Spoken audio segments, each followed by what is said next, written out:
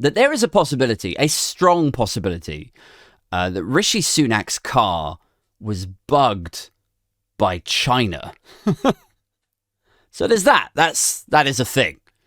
What do we make of that, guys? I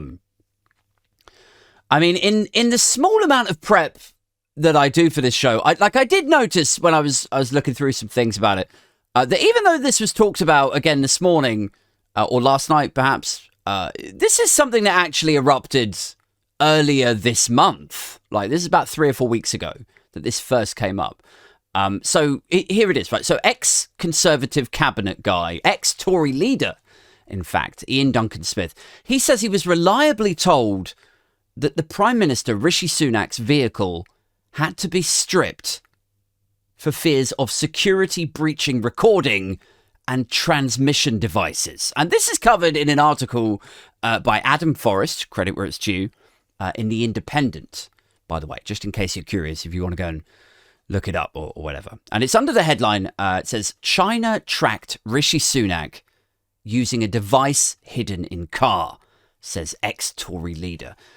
Ian Duncan Smith, IDS, we sometimes call him. IDS went on. He said, although they won't admit it, China, he means, tracking where the Prime Minister was going, knowing who he was seeing, this is exactly what they can do with batteries and with their cars. Well, okay, fine.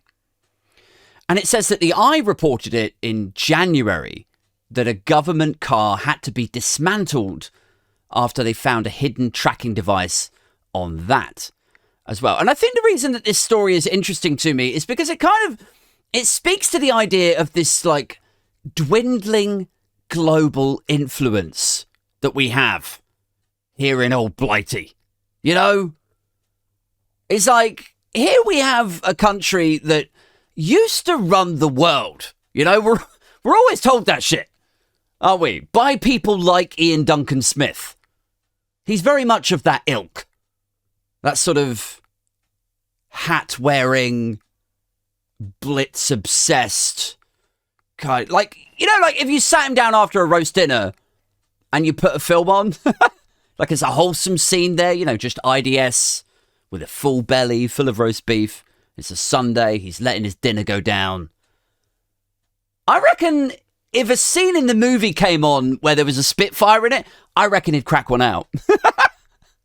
Like the movie would become porn for him.